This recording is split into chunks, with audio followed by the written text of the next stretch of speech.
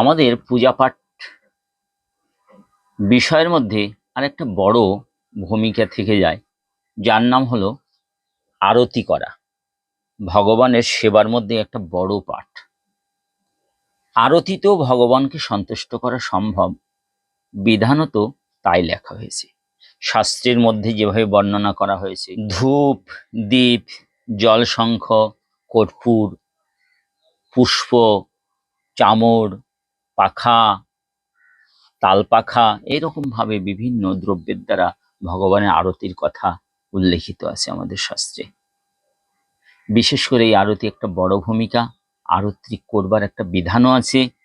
বিনা বিধানে আরত্রিক ফল কতটা ভালো হবে কতটা মন্দ হবে জানি না, তবে বিধানত করলে ভগবান সুখী হন, এই কথাটাই শাস্ত্রে লিখেছেন।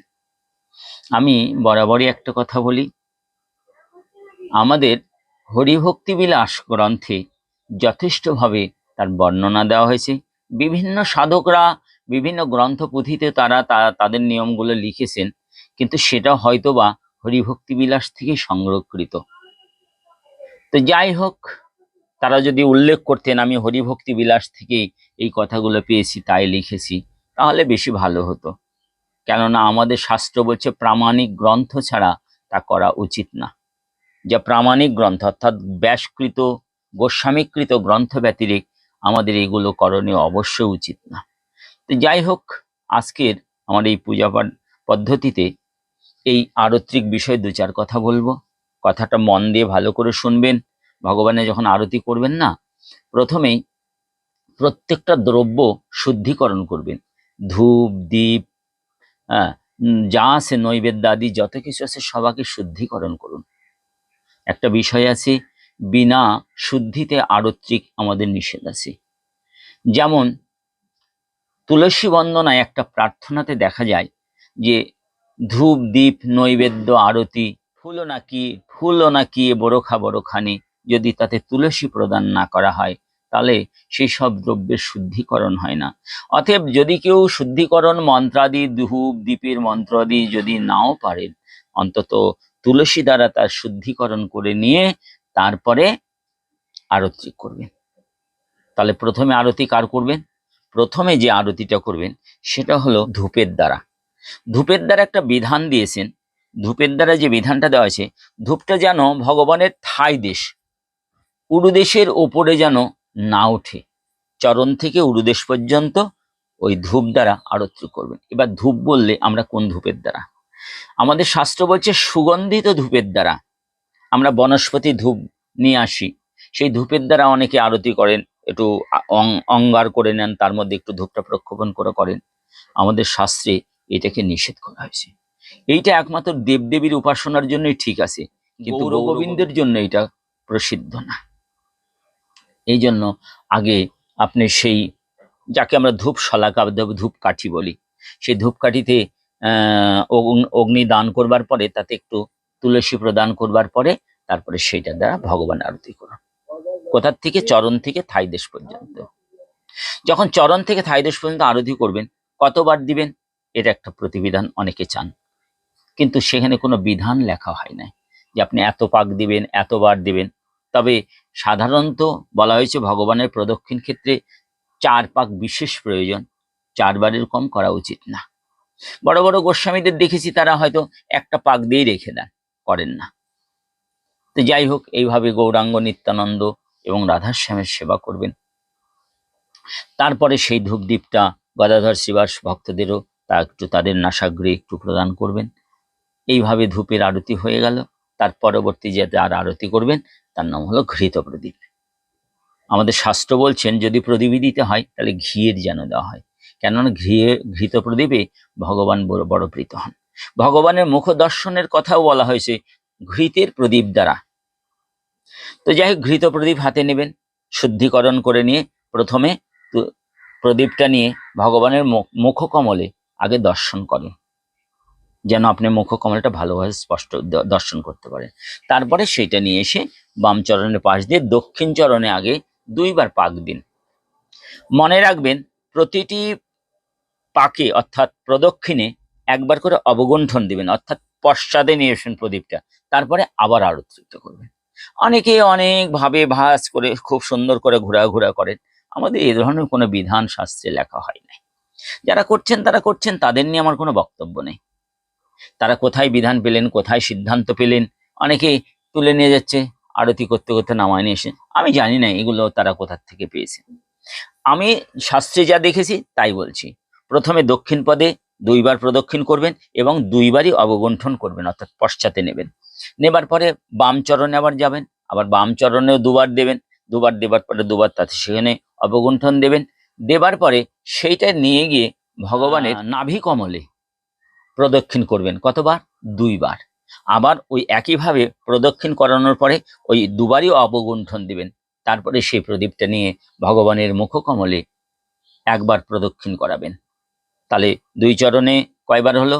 দক্ষিণ চরণে 2বার, বাম চরণে 2বার, নাভি কমলে 2বার, 6বার, মুখকমলে 1বার, এই দিয়ে 7বার।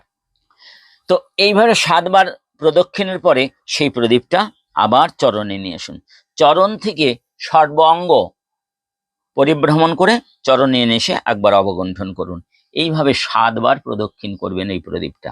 তাহলে 7বার এবং 7বার 14বার প্রদক্ষিণ দ্বারা প্রদীপের অর্থাৎ ঘৃত প্রদীপের আরতি সম্পন্ন করবেন। করবার পরে আরতিটা চিবার গদাধর ঈশ্বর পরিকর সকলকে দিবেন। গৌর গোবিন্দের সেবা এইভাবে সাধন করবেন। তারপরে সেই প্রদীপ রাখবেন। তারপরে কর্পূরের আরতি করুন। কর্পূরদানিতে কর্পূরটা দিবেন, একটু তুলসী জলের প্রক্ষেপণ করবেন। করবার পরে মন্ত্র আছে, সেই মন্ত্রের দ্বারা করতে পারলে ভালো। আর যদি না পারেন একটু তুলসী জল প্রক্ষেপণ করবার পরে সেইটা দিয়ে ভগবানের কোথায়? বক্ষকমল থেকে মুখকমল পর্যন্ত এবং সর্বাঙ্গ পরিভ্রমণ করাবেন। বিধানত অন্তত 4বার করতে অবশ্যই। পরে আবার সেই ভক্তবৃন্দের আরতি করবেন। এবার গদাধর ঈশ্বর পরিকর করবার পরে সেটা রাখবেন। তারপরে যারা আরতি করবেন তার নাম হলো জল শঙ্খ। শঙ্খে জল দান করবার পরে একটা তুলসী দান করবেন। একটু কর্পূর, একটু অগুরু, একটু চন্দন দ্বারা সেই জলটা সুবাসিত করে ভগবানের মস্তক কমলে কতবার দেবেন? না, 3বার প্রদক্ষিণের কথা উল্লেখ করার কথা আছে। তবে একটা বিশেষ করে মনে রাখবেন, যতবার প্রদক্ষিণ করাবেন ততবার একটা করে অবগুণ্ঠন দেবেন। এইভাবে আমাদের শাস্ত্র বিধানত বলা হয়েছে। জল শঙ্খ 3বার অথবা 4বার পর্যন্ত, অতিরিক্ত 1বার দিতে পারেন চতুষ্পদ সর্ব প্রবন্ধিত হিসাবে। যাই, তারপরে জল শঙ্খের যথারীতি রাখবেন। তারপরে একটা কোমল শুদ্ধ বস্ত্র এবং নববস্ত্র হাতে নেবেন। নেবা সেই কোমল বস্ত্রের দ্বারা ভগবানের প্রঞ্ছন আরতি করবেন। ভগবানকে সেই মস্তকোপরি যে জলটা প্রদক্ষিণ করলেন, নিয়ম আছে 3বার প্রদক্ষিণ করে 1বার জলটা ভগবানের মস্তকে দান করবার কথা। আমরা তো ভগবানের মস্তকে দিতে পারি না, সামনে একটা তাম্রকুণ্ড থাকে তার মধ্যে দিই। তো যাই হোক, এইভাবে দিতে হয়। এই জন্য পরবর্তীতে সেই বস্ত্রের দ্বারা তা প্রঞ্ছন করা হয়। যখন প্রঞ্ছন কমপ্লিট হয়ে গেল, বস্ত্রটা রেখে দিন। তারপরে আপনি পুষ্পের দ্বারা আরতি করবেন। পুষ্পের আরতির কোনো বিধান দেওয়া হয়নি। সেটা চরণ কমল থেকে হবে, নাভি কমল থেকে হবে, মুখ কমল থেকে হবে, বক্ষ কমল থেকে হবে, তা কোনো কথা নাই। পুষ্পের আরতিটা প্রথমে ভগবানকে সন্দর্শন করাতে হয়, অর্থাৎ তার মুখ কমলটাকে প্রথম দিকেই দেখতে হয়। তারপরে মুখ কমলে প্রদক্ষিণের পরে চরণ থেকে সর্বাঙ্গে তাকে বেষ্টন করা যেতে পারে। এরকম কোনোভাবে যাই হোক তারা আরতি করবেন। তার পাকের কোনো বিধান নাই যে কত পাক দেবেন। আপনি 5বার, 7বার, 10বার যতবার পারবেন তাতেও দিতে পারেন, অথবা চতুষ্পাকেও আপনি রাখতে পারেন। ভগবত সেবা 4 পাকটা সর্বশ্রেষ্ঠ, এই জন্য বলা হয়েছে। তারপরে পুষ্পাদি রেখে দিলেন।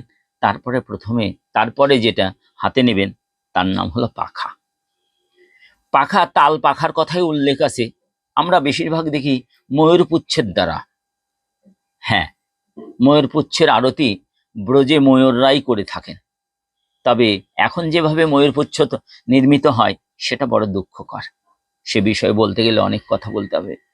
বা জীবিত ময়ূরের পাখাগুলো তুলে নিয়ে এসে সেই পাখা দিয়ে বানানো হচ্ছে, এটা বড় দুঃখকর।